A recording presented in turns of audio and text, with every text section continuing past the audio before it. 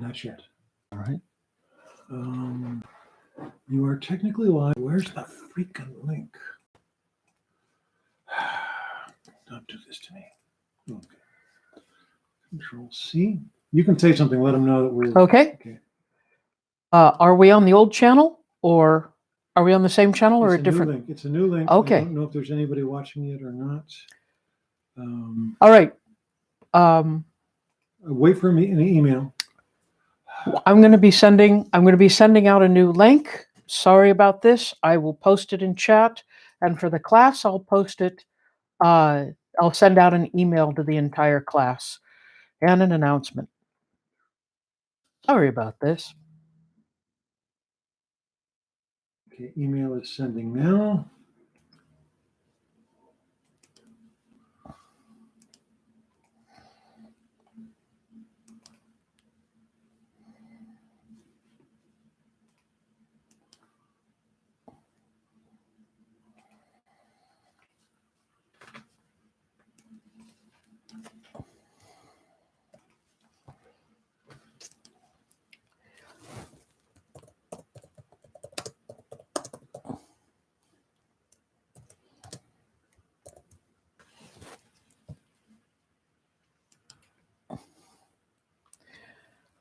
Chat is closed. Find another stream. You piece of Hang on. crap. Don't close what you're doing.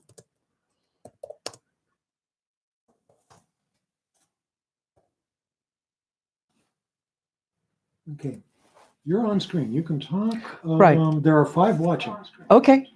Right. There are 5 watching. Okay. All right. Hi, everyone. I'm sending out an email to everyone to let you know where the new course is.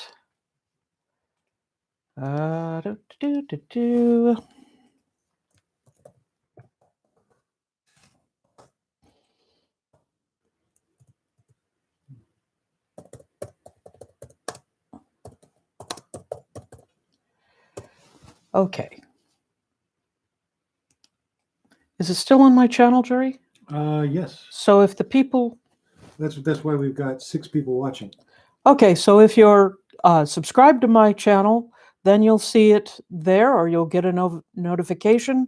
For people who are going to the old link, I'm putting the new link in an email. I can't type and talk at the same time. Okay. All right. Send email to everyone. That does that. Need to go to dashboard and edit the announcement. I'm still here.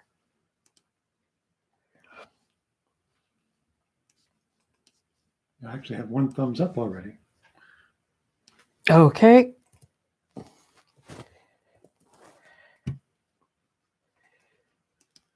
Okay, hopefully we can get some people here. If not, I am definitely going to be recording this. So if you're not here, and I'm speaking specifically to those people who are not here, we'll go ahead and look at it later. So now I'm off the old one. I'm on the new one. 13 people. Cool. Okay. Well, I'm late tonight too. Sorry about that. Hey, hello, everybody. Hello, Monday and Wednesday evening class. I'm here to lecture on Chapter 8. This has been undoubtedly a historic semester for us. It's going to get weirder and weirder. So let's just kind of be patient with each other. I appreciate you hanging out with me and being patient with me this evening. I'm here talking, and we've got Jerry doing the technical directing. Oh, he waved. Okay. Anyway, so he's pulling all the switches and going to be telling me if you make any notes in live chat, etc. But I might as well just go ahead and do this lecture. Now, if you have any questions about the assignment coming up on the Canterbury Tales, I've got all of the information and everything up. If you do have questions, email them to me. What I might do is hold a separate hangout at some point if people want to talk and have some questions about it, and I can explain it in more detail. Not having class on Monday really threw all of my prior planning out. So it's going to be interesting. Hang tight, everyone. As I mentioned in the email earlier, any assignments or any submissions that you do between the dates of March 1st and April 4th, there will be no late penalties if you submit them late. The school will be deciding if we are, in fact, going to go to in-classroom instructions on April 4th. They're actually going to decide a couple of days earlier. So we will get a hold of you as soon as we know if we'll be back in class after April 4th. But that's kind of the set date we've got for getting back in the classroom and doing this live. Because there has been a case of coronavirus or COVID-19 at the Manassas campus, and they've had to go in and disinfect the entire campus, which is interesting. I'm not sure if they're going to be very interested in bringing us all in the classroom. So we might have to be doing this for the rest of the semester, but fingers crossed, we'll get good at that. Hopefully, I don't know. Anyway, so Chapter 8, Chapter 8, the expansion of Europe. We're doing about a little bit less than 150 years. You'll notice our chapters go by. The time span that we're talking about is shorter and shorter and shorter. And this is an era we call the early Middle Ages. And now for this chapter, for the first half of the chapter, I'll be talking about exclusively Europe. For latter part of the chapter, we'll open it up because the Europeans are going to go traveling, not in a good way. So let's head into the chapter. So Europe is going to change. We had last week where the Western European territories were these small little kingdoms and dukedoms and fiefdoms that couldn't coordinate, that couldn't get along with each other. There was a minor attempt at an empire under Charlemagne. That one fell through eventually with his grandsons. But what we'll see in Europe is that they're finally going to get above subsistence farming and start building infrastructure and start creating societies. And so we can talk about Europe as a whole in this time, but remember, it's still broken up into a lot of little pieces. The one thing holding them together, the Roman Catholic Church. By 950, we can very clearly say that the split has happened between the Greek Orthodox Christians and the Roman Catholic Christians, and the West is, of course, Roman Catholic, which means Latin speaking. The expansion is going to be happening all the way to the Atlantic Ocean and all the way to the Ural Mountains, and also north and south. We'll also see Europe trying to dominate the trade routes, and they're going to be in direct competition with, of course, the Byzantine Empire and the various Islamic dynasties. So that's going to get interesting. What we'll see is a population that is going to have to figure out how to feed itself, and it's going to do rather well, and we're going to see a very large growth of population because of it. We're also going to see urbanization, going away from small areas and regions, getting into cities. So with urbanization, of course, we get the rebirth of specialization.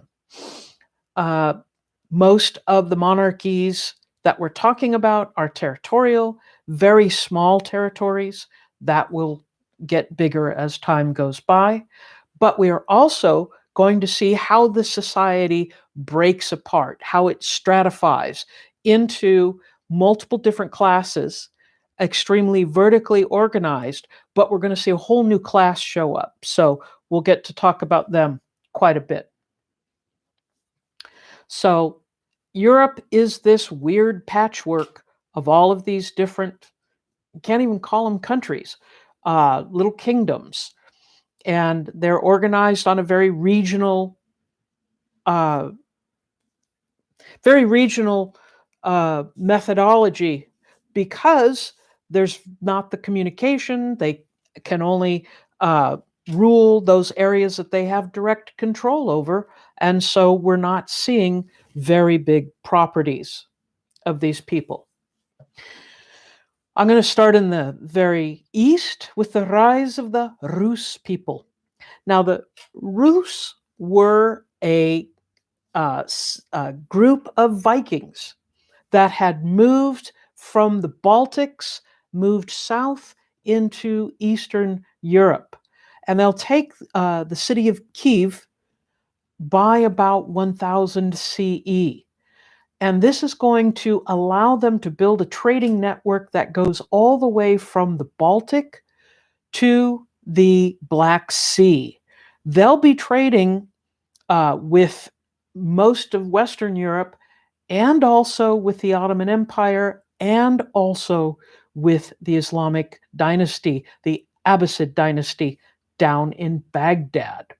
So they're going to have all sorts of connections with these people. And we know about that not because the different groups are writing about it, but we have nice little pieces of evidence. We have evidence of a glass globe, solid glass crystal globe, that was in a Viking hoard or a Rus hoard that was thought to have been a decorative.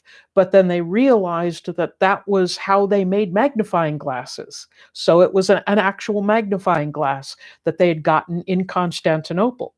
There's another case of a sword sheath in a Rus hold that had beautiful embroidery on it, and they had assumed for many, many years that it was an abstract design, until someone pointed out, no, it's Arabic. So we have that kind of evidence of contact with both of these groups. And they're going to be in contact with groups that are going to be trading with China as well. So there's a lot of connections that these Rus make. So they're really this economic heart of Central and Eastern Europe, with all the trading that they're going to do, etc. By the way, that image on the slide, that is a Viking axe, or a Rus axe. It's missing the wooden handle, but you can see that it's maximized the cutting surface, that rounded part, but it's got a big chunk out of the actual iron that makes it lighter. You will see these axes in use today in Russia and in Eastern Europe. I saw them, actually, axes exactly like this in butcher shops that don't have the nice band saws and everything. And they're still chopping the ribs apart with these kind of axes. And they were multiple use sort of things. So the Rus become part of what we call the Slovak Kingdoms. And these are, this is a language group that takes over most of what we now know as Russia, takes over the Central Europe, and the Balkan states. And the Balkan states are going to be an interesting case. They're right along the Dalmatian coast. They're to the east of Italy, across on the other side of that small sea. And they're going to be contested territory, because the Ottoman Empire, not the Ottoman Empire, sorry, the Byzantine Empire is going to be claiming part of them, and the Roman Catholic Empire kingdoms are going to be claiming part of them. So you're going to have this weird little combination in the Balkan region, where we have Slavic speakers who are both either Greek Orthodox or Roman Catholic, and that's going to lead to a lot of problems down the road. Places like Serbia is going to be under the influence of both churches, and they're consequently the leadership is going to, and the people are going to be very problematic, fighting against each other. Still are. There's still a lot of problems in Serbia because of religion.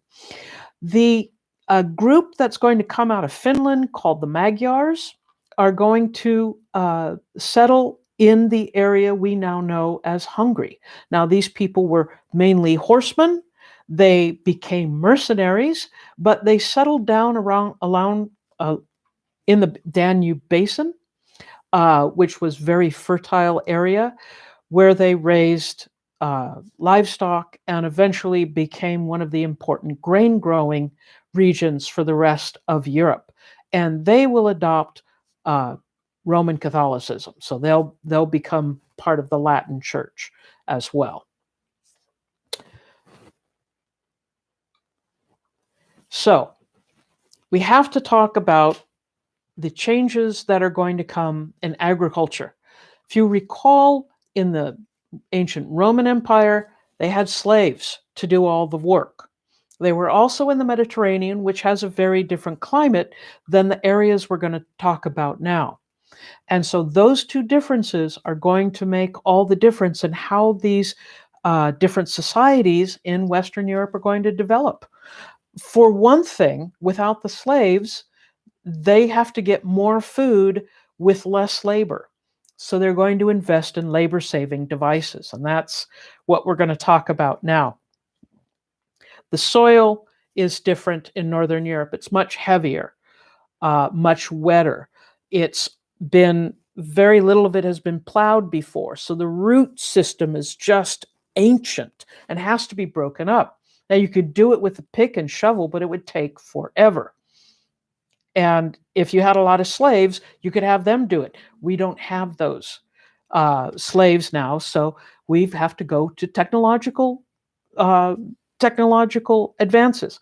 One of the technologies that's going to be working for them is the heavy-wheeled plow. Now, the plow, especially with an iron knife, has already been there. Jerry's got a picture of it up. We had the plow before, but they had to make heavier and heavier plows to turn the soil over. So they made use of plows that were so heavy they couldn't be held up by a single person, so they put wheels on them.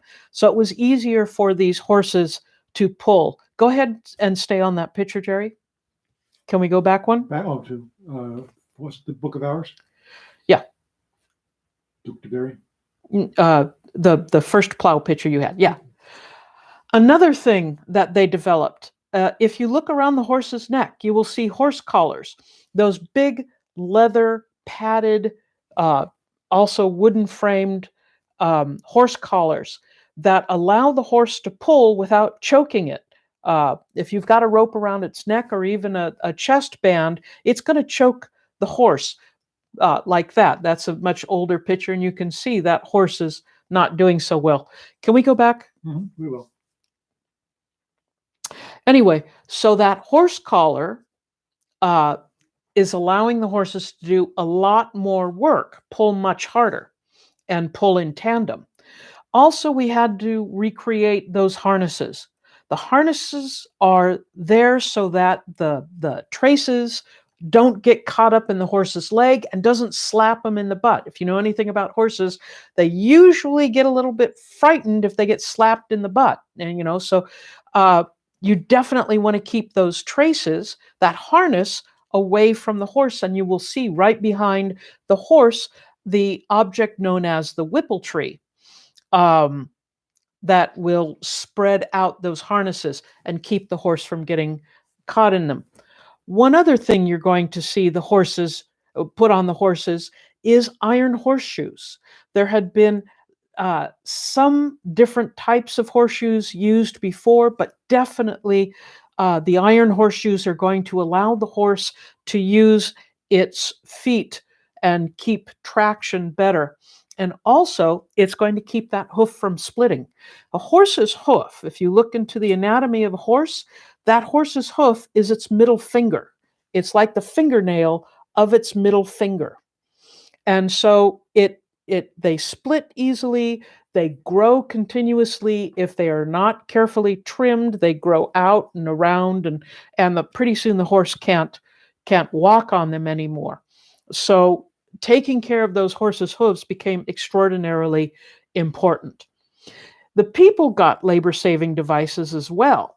Iron, they created hoes, they created pitchforks, they created shovels, and scythes.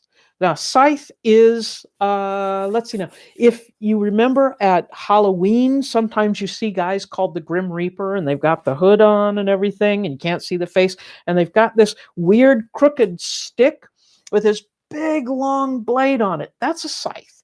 That's for cutting down wheat. And that crooked stick is not because they didn't know how to make straight sticks. Those sticks are actually bent so that they fit perfectly as a swinging device. So if you see them straight, that's not quite right. They would have been very carefully bent so that the harvester could keep working for a very long time.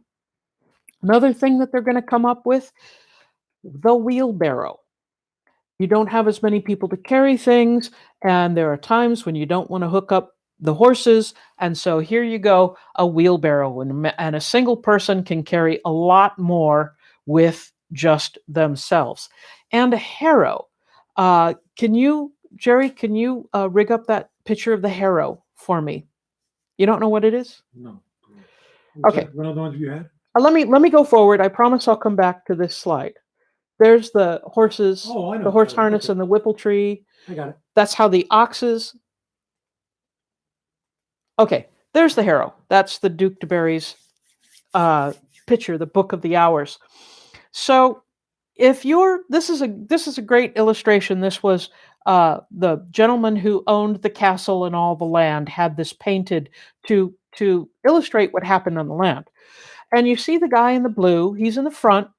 He is sowing seeds. Now, you could stick a seed, every inch or so, and it would be meticulous and boring, and you'd rather do it more quickly. And he's doing it very quickly. He's got the seed in this little apron, the seed apron. He's reaching in, and he's throwing it. He's casting these seeds out. He is broadcasting. This is where we get the term broadcasting from. So he's throwing the seeds out, and they're laying on top of the soil, and you can see exactly the problem with what he did. Those magpies, you see the birds in the field, they're busy chomping up all the seeds. You don't want the birds to eat all the seeds that you've just sown. So the answer is called a harrow. It's that weird square thing that the man in red on the horseback is pulling. It's kind of like a ladder, big wide ladder with weight on top of it. But what you can't see is the underside, and it's these, that's a harrow as well. Big, long, 6 to 8 inch iron spikes that go down in the dirt. And it pulls and digs up the dirt and buries the seed as it goes. So that's how you keep most of that seed from the birds. But in essence, that's where we get the term harrowing experience, by something shaking you up. That's what they mean by harrowing. That's a harrow. It comes from that word. Okay, I promised to go back to that slide. All right. The other thing that is going to come of its own at this time is ways to do work. Now, work is done either by human labor at this moment or by animal labor, horses and oxen pulling things. But there's a third motive force, a third force that will drive all of the a whole bunch of work, and that's the mills, water mills and windmills. They're going to save a huge amount of labor. Now, the video you're seeing is a water mill. This is on Highway 7, about 4 miles east of Sterling, called Coville Run Mill. And it's an actual working mill. And you can go on certain days and watch it work. And they during the summer, they will actually grind corn. So you can go inside and watch how they grind corn. And the whole idea of this water wheel is that you've got this wheel turning and you've got water coming on, falling onto it. It's called an overshot water wheel. That means the water's coming from above and falling down on it. That takes a lot more work because you have to bring water from above the wheel and have it drop down, but you also have a way to control the flow of the water very carefully so you don't have to worry about flood. And all they're doing is turning an axle. That's all you need these things to do is turn one big axle. Once you've got that going, you can use gears, you can use superstructure, you can use belts, you can use ropes, and you can do all sorts of work. And the insides of these mills are fantastic representations of ingenuity, making that one axle do 10, 12, 14, 15 different jobs that are needed to grind corn. They're going to be used to grind corn. They're going to be used to separate the size of the corn. They're going to be used as trip hammers for working blacksmith shops, and they're going to be used to move water around. So they're the most important motive force aside from animal power and human power. And I go in detail about that not just because it was important to the medieval period. It was important up until the invention of the steam engine. This is the early 19th century. So we will see water mills all over the world up until the use of the steam engine, which is the middle to late 19th century. That's why we have mills here in Northern Virginia. And they're not that different than the medieval water wheels and the mills that they were using back then. So these mills were the center of the communities because you could only have one. You could only have so many. The infrastructure was very important. And if you took too much water out of the runways, then if you had too many mills, you wouldn't have enough water power. So they were critical, absolutely critical to the economy.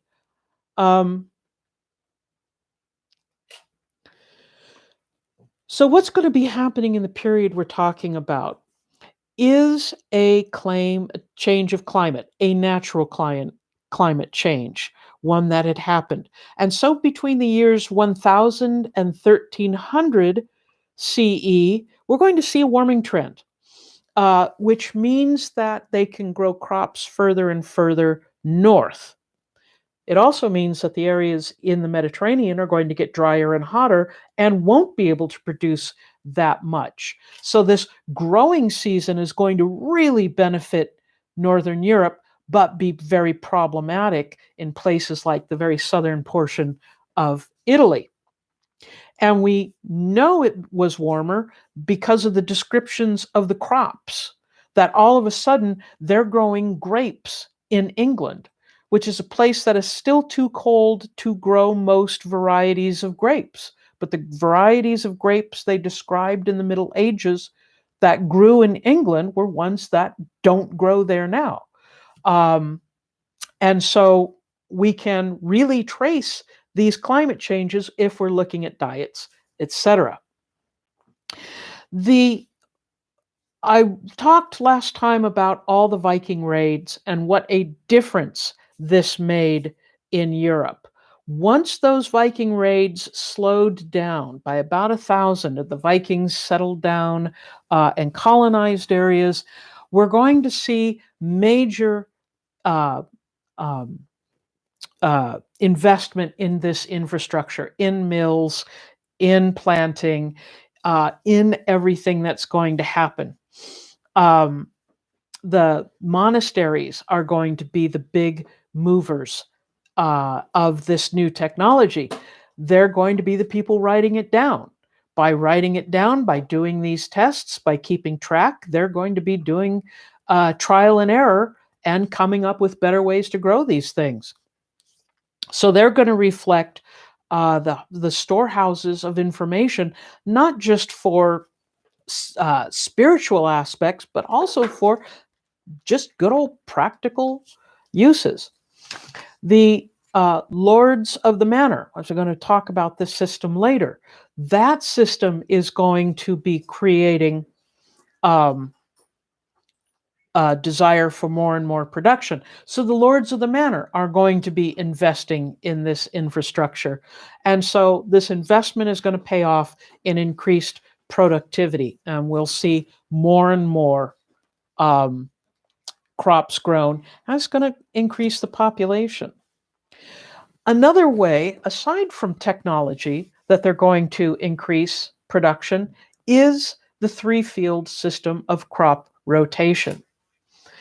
It was a method that allowed them to leave part of their fields fallow and plant other parts of their fields. Now, they were biblically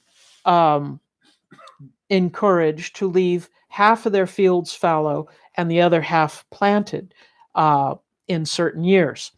But the three-field rotation is going to allow them to increase what they're growing in several different ways. Essentially, what they'll do is divide their fields into thirds. In one third, they'll leave fallow. In the second third, they will plant a crop that will ripen in the early spring. And in the third part, they will plant a crop that will ripen in the late fall. By doing this, they were able to get more food, more varieties of food, spread the labor out throughout the entire year. Because they found out that if you kept planting the same crop in the same place year after year after year, the soil would get depleted. They didn't understand the chemical balances that happen in the soil, so they would abandon the soil. That's called going fallow.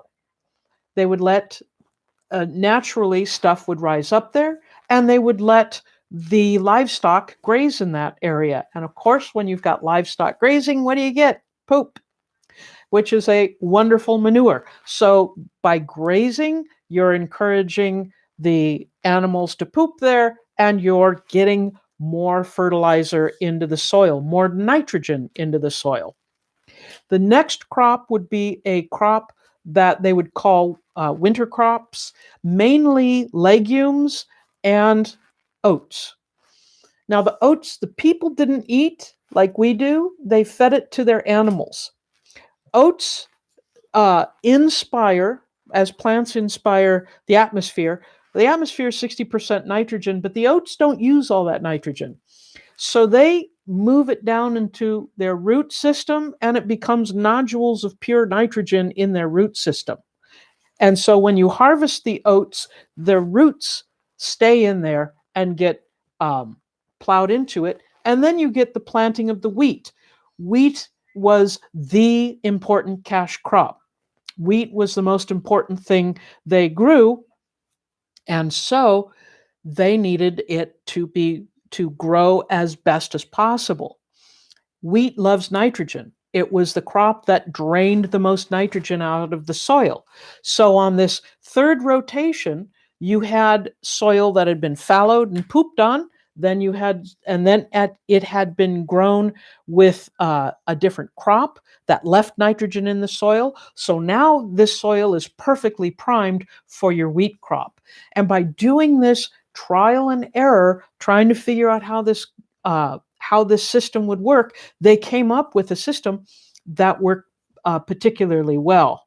The oats, as I said, when they harvested them in the spring, that was something that the animals ate. That was a lot of that went to fodder and went to feeding the animals. And oats has a great deal of protein in it, so that benefited the animals. Horses especially do not like just plain grass. So this three-field crop rotation is super important in terms of really managing the soil, really managing your farms, making sure you get the most out of every acre, but also making sure you get the most manpower. If you planted a crop and it all came to be harvested in the fall, you'd have a huge number of people working just in the fall. And what would you have them do for the rest of the year? So having multiple crops allows you to balance out the year. You also were freed up to do things like work with livestock, have milk cows. And so the diet becomes much more varied thanks to this crop rotation system.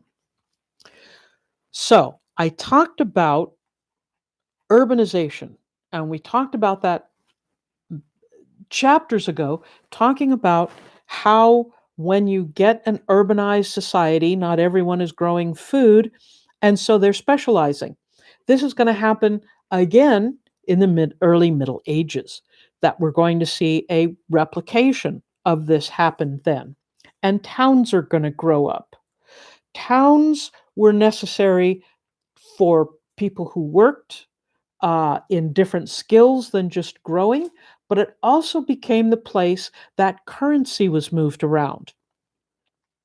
The crops had to be sold to make currency, and so each town had a market. And surplus crops or money crops would be sold there and passed around and moved different places. So it was a hub of activity for the growing region. Also, everybody had their own currency. They didn't have paper currency. They mainly had coins. It was precious metals, and everyone made their own.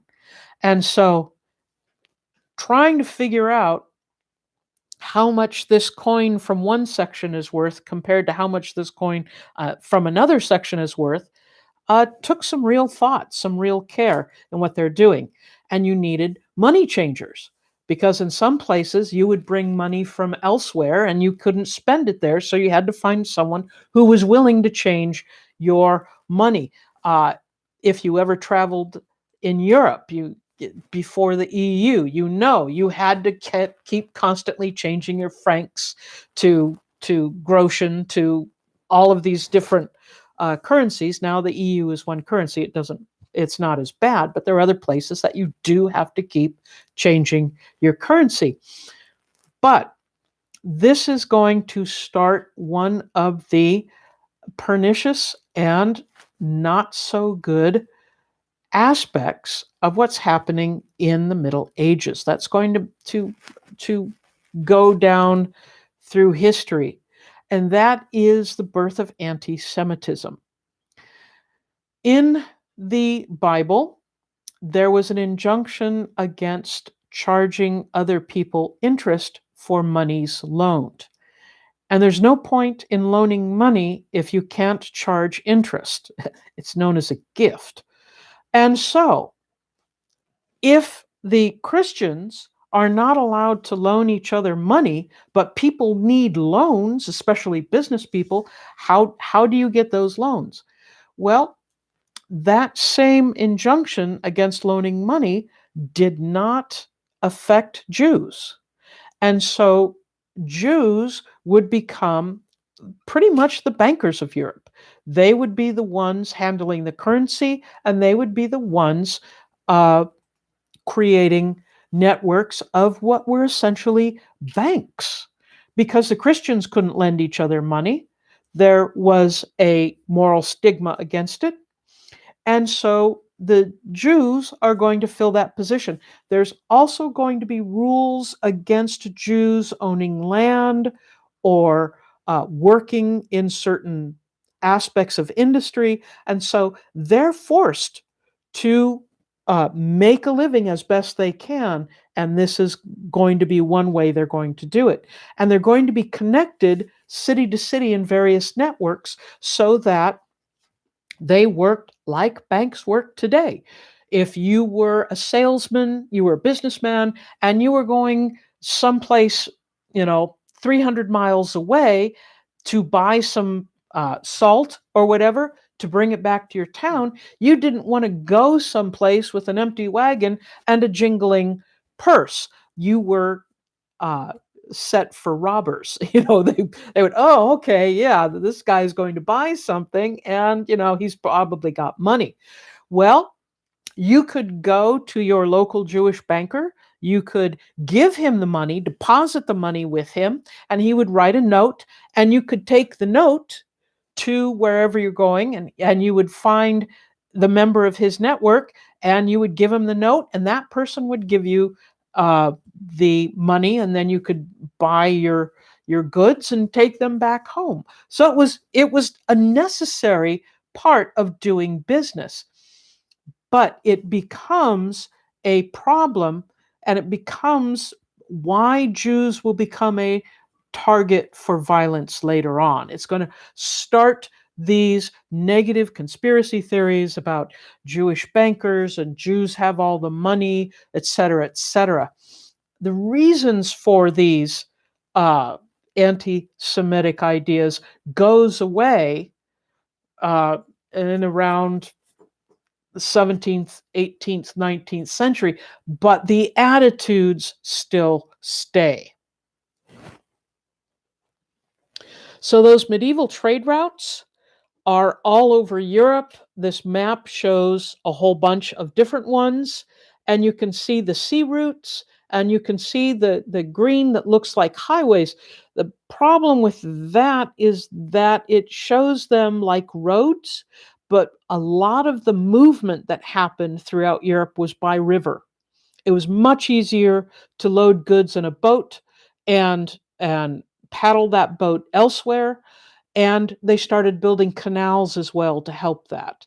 And so boats, both seabound and overland, are going to be important highways for goods and services. So what time have we got? Okay. All right. It's part of one of my favorite parts of the lecture, and that is how we formed this society. I'm going to bring my whiteboard in. Whiteboard. Because this is how society is going to organize. It's not going to be universal in the way of every little detail will be replicated everywhere, but it's essentially how this society structured itself. And it's called by several names. It's called the Lord of the Manor.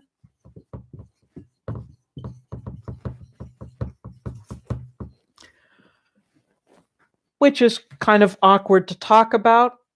It is also known as the feudal system.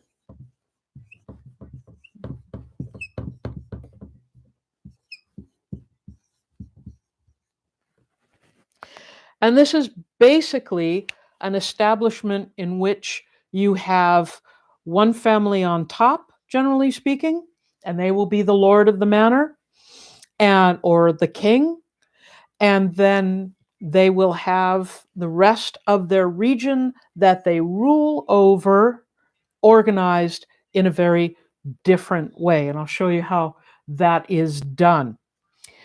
But this is a system that demanded violence. It was a system that was a violent system because this was all done with hard power, enforced by weapons. And so this system is known as a very, very violent sort of system. We'll see castles built up in these areas. And these castles were originally just very plain kind of walls to keep out the Vikings, but they become more and more elaborate. They become ways to be able, they're built on hillsides, so you can see quite a bit of distance beyond them. They're very easy to defend with a minimal amount of people. It allowed the Lord of the Manor to completely dominate the landscape. And it offered this kind of nucleus for towns and for ordering the society. They started out as wood, but they're eventually going to be built of stone and get bigger and bigger and more elaborate. The one you're seeing on the screen is Karlstein, which was Charles IV's castle in western Bohemia. The central keep, the central tower, is that big tall tower, and that was where Charles IV had his living quarters. He had a little chapel in there, and that's where the treasury was. And you could only get to it by one little wooden bridge. And so, if they knocked out that bridge, everyone inside was safe until the water and food ran out. But that's the kind of castle they built. It would be a big keep, and then it'd be surrounded by more walls. Those jagged, how the castle walls you often see are jagged. That's basically for defense. That's so you stand behind it, you can lean out, shoot your bow and arrow or your crossbow, and then get back behind it. So that's not decorative. That's completely defensive. But these castles were big, and the lord of the manor could not enforce all of his rules and his rule on his area. He needed help. And this is the brand new social class that's going to develop at this time. So we start with the lord of the manor, and then we have everybody else.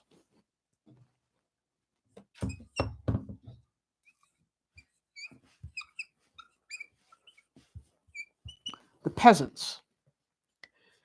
And then we're going to get this new class, the knights.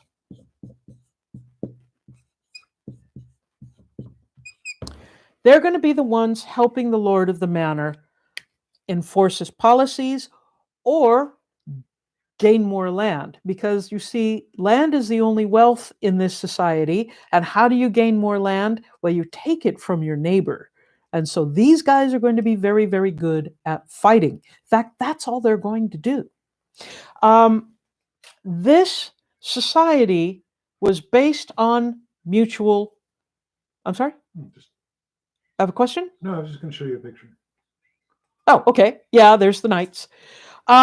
This society is based on mutual dependency. Everybody was dependent upon everybody else for something.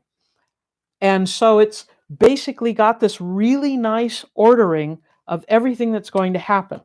So you've got the peasants. The lord of the manor can't do all the growing of food by himself, so he needs the peasants. But he doesn't want to pay the peasants. That's no good. So how is he going to organize the peasants to get work done for him so that he will have grain to eat and to sell to make more money? Well, he is going to, he is going to give the peasants land to work. And in return, the peasants are going to give him 3 to 4 days a week of labor.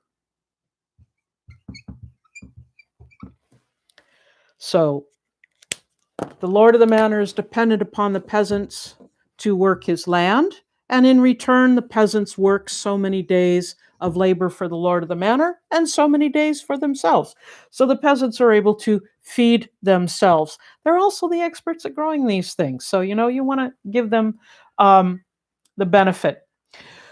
What about the knights? Well, the lord of the manor doesn't want to pay the knights. And a knight is an expensive thing. That horse, we're talking as far as economic benefits, that horse is worth what a house is to a modern person.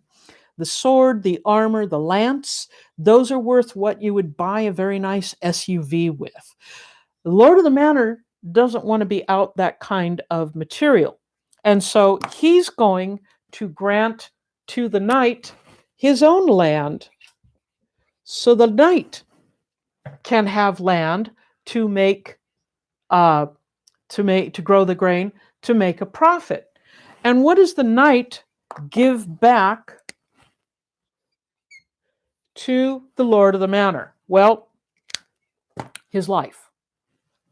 The one thing he's got to give to the Lord of the Manor. Consequently, he's going to spend all of his time preparing to fight. Now, this fealty, as it's called, is an oath that the knight takes to the Lord to become his vassal. He promises to give him his life in exchange for working with the Lord of the Manor.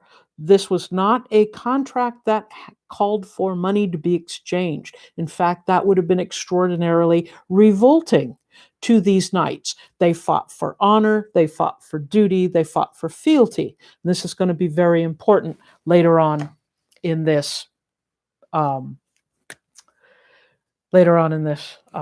lecture. So, the knights are going to be dependent upon the peasants. They'll get a couple of peasants who will work 3 to 4 days of labor. This is going to be a separate group than the labor of the peasants for the Lord of the Manor. So the knight is going to get a handful of his own peasants to work. And what does the knight promise the peasants in return? Security. He's going to be the one protecting the peasant. So this is a 3-legged stool. It was actually a 4-legged table. We've left out the one very potent aspect of this community, and that is, you can probably guess, the church.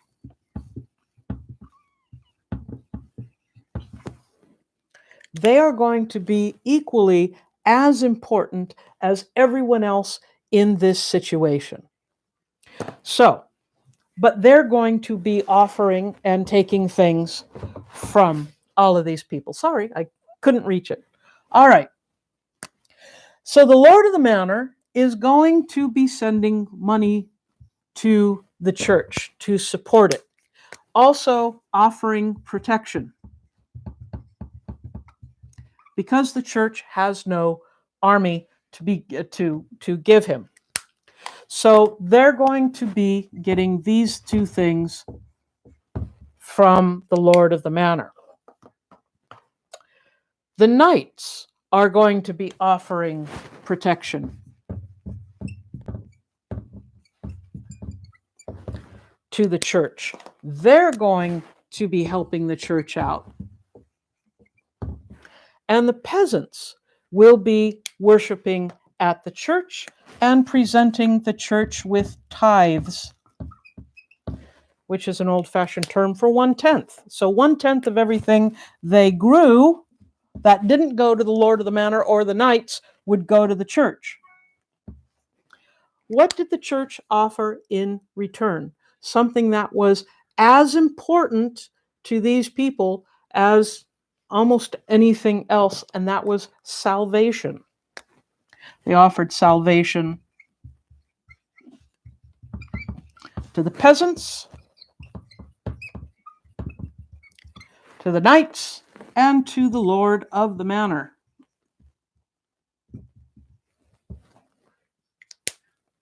Now you might look at this and say, wait a minute,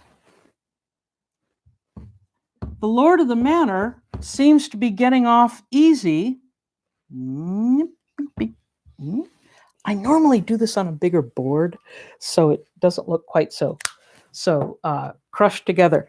Anyway, it might look like the peasants do all the work and everybody else lives off of their labor.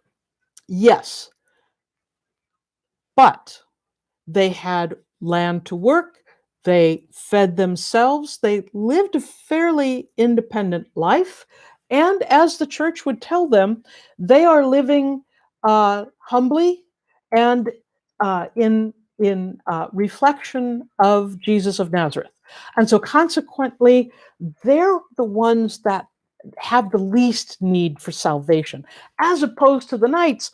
Ooh, boy, howdy do they need salvation, because they're out killing everybody. And the Lord of the Manor, oh, that guy is so wrapped up in the sins of gluttony and greed and all this. The knights and the Lord of the Manor need salvation far more than these peasants.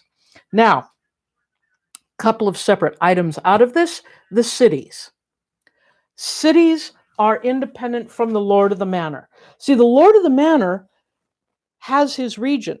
He is the law of the region. He is the executive, legislative, and judicial branch or entity for this whole organization. He makes the laws in his region. That's why the laws changed from place to place to place. It's because the Lord of the Manor made all the laws. He could change them at any time, and he took care of the area as he wanted to. So you were in the Lord of the Manor's law when you were in his region, and if you were out of his region, you were out of law. You were an outlaw, and that's pretty much where we get the term.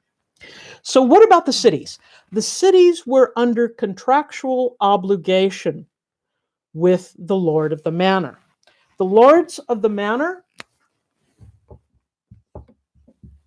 gave them a special charter so that they could be separate from this organization and at the same time hold markets. That was the big thing that these cities needed to do, because that's where the Lord of the Manor and the knights took their grain to sell it. All the surplus went to the city and they sold it, and that's, how they got the money. So these cities were under contractual obligation to the Lord of the Manor, but not necessarily under his laws. They probably agreed to certain laws, but it wasn't the same sort of situation as everyone else. So I want to talk very quickly about what is happening in the church, because the church is the one thing that ties all these people together.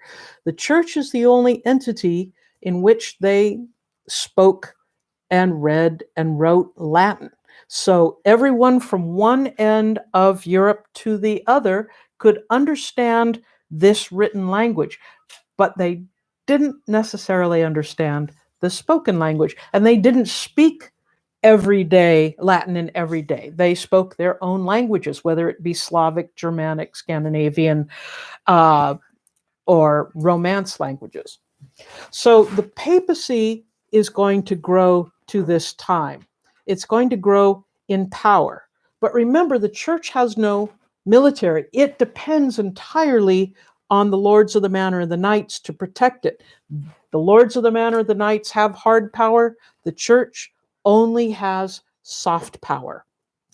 And so in taking this soft power, what they're going to do is enforce it with certain influences in these powerful families of the Lord of the Manor, especially for the offices of bishop. Now, bishop was kind of like the Lord of the Manor for the church. He ruled a region. He had people that worked for him, and he was beholden to only one person, the Pope. So these bishops were important, not necessarily sacred offices. They were important politically and secularly because they had a certain tie to the church, and they were very high-ranking people in the society. So they were extraordinarily important. So the bishops and the Lords of the Manor were very closely aligned. You also had these monasteries. Now, the monasteries themselves, because they were outside the cities, they would be in a rural area, they might become a Lord of the Manor. They might have this entire mutual dependency repeated in their own system. They might have their own peasants. They might have knights that are there. They might not be doing normal church services, they might have a church, regular church and a regular priest that come in and do the services. So they would fulfill this role. This is what's kind of ideal about this system for the time, is that it was scalable. You could do it on a very small scale, or you could do it on a very large scale. But the Pope, the Pontifex Maximus, the head of the church, he was a man who was nominated from the bishops in a ceremony we still are familiar with today in the Roman Catholic Church. And they were basically the very top of the rulemaking of the church. They helped to create the doctrine along with the bishops, and they basically nominated the bishops. And this is going to be a fight. Who gets to nominate bishops? Because the local lord of the manor wants to be able to nominate his bishop. The Pope might have his own favorites to put in that job. So it was a fight for quite some time who was going to be aligned with the lord of the manor and who's going to be that bishop for that region. I'm going to quit there for this half of the lecture and take a break, and we will go through and record the second half of the lecture later, probably tomorrow or Friday, and go ahead and put these together so that you'll be able to watch them. For those of you who aren't here tonight, you'll be able, hopefully, by this weekend to see the entire lecture and be able to do it that way. I wanted to say I appreciate people being here and watching. I know this is a very trying time. Some people are scared. I don't blame them. I've never seen situations like this before, being stuck in self-isolation. Think of the stories you're going to be able to tell, people in the future. You could say, hey, this is going to be quite a story I'm going to tell my kids and grandkids. Yeah, it's going to be your own oral history, maybe. But I want to find out if any of the students have any questions that I can answer, that they can type in. If you have questions later, go ahead and send them to me by email, and I'll be happy to answer them that way. I appreciate you being here. I'm glad we're back to learning. And as I say, if you've got questions or concerns, I will be keeping in touch with you, holding extra hours. I'm hoping that I can get my student hours live so that you can come in and ask online, because that might be a good way to handle that. Anyway, thanks for being here, everybody. I appreciate it. Thanks, Jerry, for all your hard work. Whoops.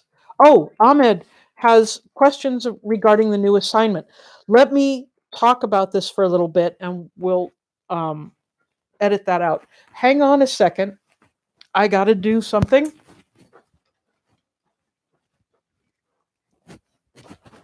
I'm still wired up. All right.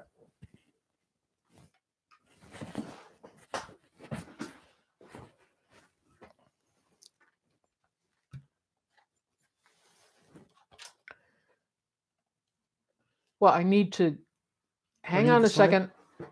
All right. Okay, let me talk about, can you patch in that? Mm-hmm. All right. Okay, this assignment coming up is a close reading of the Canterbury Tales, just the general prologue. The goal of this assignment is to get some practice doing some close reading of what we can get of a primary source, and to do some analysis. So I've got the general prologue from Geoffrey Chaucer's poem, The Canterbury Tales, it's already posted on Canvas, and you can go to it and read it. It looks long. It's not. It's very thin stanza, so it's like on a much more pages than it actually should be. And you will notice on the left-hand side there are numbers. Those are the numbers of the lines. So read those. Read that. There's going to be stuff in there you don't understand. I realize that. That's the point of this assignment, is that we're going to analyze those phrases. Each student will take one phrase, and they're listed under the sign up. Just go through, find something that looks interesting. Don't everybody try to take the first line. I'm trying to divide it up so that everyone gets one little phrase. And try to figure out what that phrase means. That means looking up the words and trying to understand it. This is a problem with using that primary source, that that word that you're not familiar with might have taken on very different meanings over time. So we want to try to get to the meaning that word had during Chaucer's lifetime, during the author's lifetime, so that we can understand this poem the way the people who read it first understood it, the way Chaucer wrote it and expected his audience to understand it, because he's using a lot of words, a lot of terms that would have been extraordinarily familiar to anyone at the time and totally go over our head. So, sign up for one of the phrases. Try getting way down deep into this general prologue to do that. Then I want you to find 2 articles as your way of looking up these words. One article can be a website, but the other article has to be a scholarly source. And I will be talking more about scholarly sources on Monday, how to find them, what it makes. There's also some checklists that I included in the module so that you can see how to judge, how to analyze these websites, how to look at them. Go ahead and try to figure it out, but at the same figure the phrase out, but at the same time you want to be analyzing these websites and these articles. What makes it good? What makes it bad? You'll see all this in the instructions. And then I'm asking you to write a 2 to 3 page essay on your findings. You should be talking about not only what you found the meaning of the phrase that you chose is, but also discussing what your sources are, to better understand them. Because the idea is I want you to get used to judging these sources, judging these articles, and figuring out what's important with them. Does that help by any way? Does that help in any way? As far as that, okay, tuning into. Oh, okay. Amelia, thank you very much, Amelia, for that. I hope that helps a little bit, Ahmed. I will be happy to talk about it more by email. Oh, okay. He understands it. Excellent. Thank you very much. All right. I'm going to end it here. We've got to wrap it up because I've got a class in 15 minutes. Thank you all very much. Have a nice evening. Good night.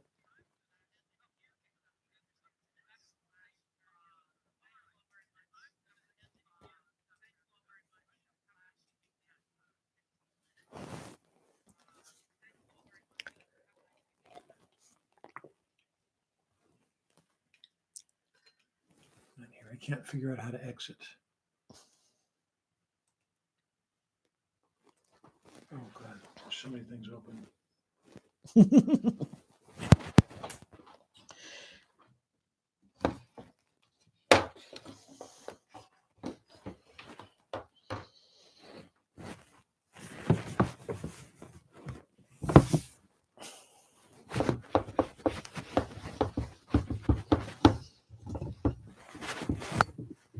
All right.